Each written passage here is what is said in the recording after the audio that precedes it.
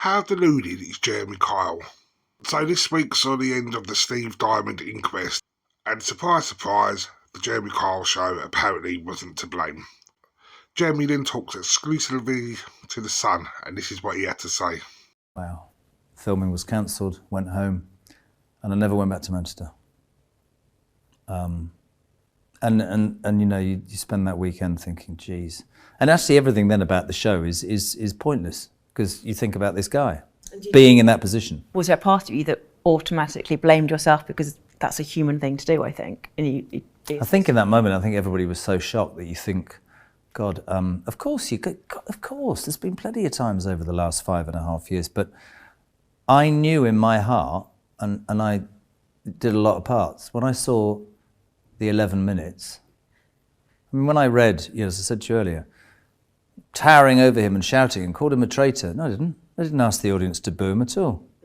I said to them at the end, give him a round of applause for being brave enough to come on.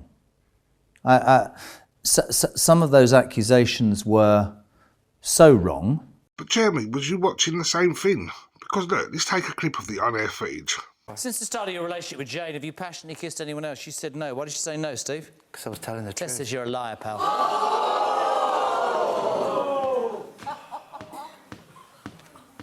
Just so you're aware, you failed every single question.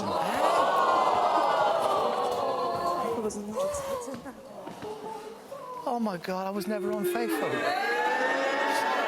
Gotta go and talk to her. And yes, up until this point you was right. You wasn't berating the man. But then you did this. God. Oh no. I thought he was going to But I wasn't. I've never been unfaithful. I find it quite interesting. I'm really sorry. You're better than that, by the way. I find it quite interesting that the audience thought you were telling the truth. I wouldn't trust you with a chocolate button, mate. Honestly, you are. I don't think you even know what the truth is. You've done it. You've done it. Everything. Jane, I haven't. So you go to your fish and you meet her and everything. So that's wrong, is it? Yes, I swear. So the serial liar goes into the Jeremy Kyle lie detector and gets called a liar, and my test's wrong, yeah? And you sit there and say that you stand by your lie detector. I am asked Not to do. once. I am asked to do, and then we get labelled, oh, it's unfair. You asked to do a test. He failed that. Categorically failed that, so you're aware.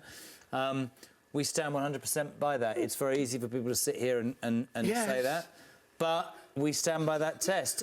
But wasn't it your own producers that said this? Quiet as to how effective these tests are, what the percentage likely success rate is. Yeah, which is not 100%. So how can you continue to say the stuff you say to this man, knowing your lie detector is not 100%? Some of those accusations were so wrong. Do you really feel that your show in any part had nothing to do with this?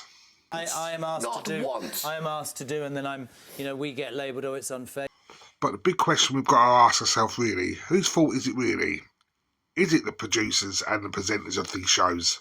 Or is it us, the public court of opinion, for actually wanting this content? Well, one thing that good that came out of all of this, and a show like that will probably never be on our screens again. Wow. Filming was cancelled, went home, and I never went back to Manchester. Well, thank you for watching this video. If you like this content, please hit the subscribe, like and all that stuff. But I will leave you in the immortal words of the man that I believe started all this many, many years ago. Till next time, take care of yourself and each other.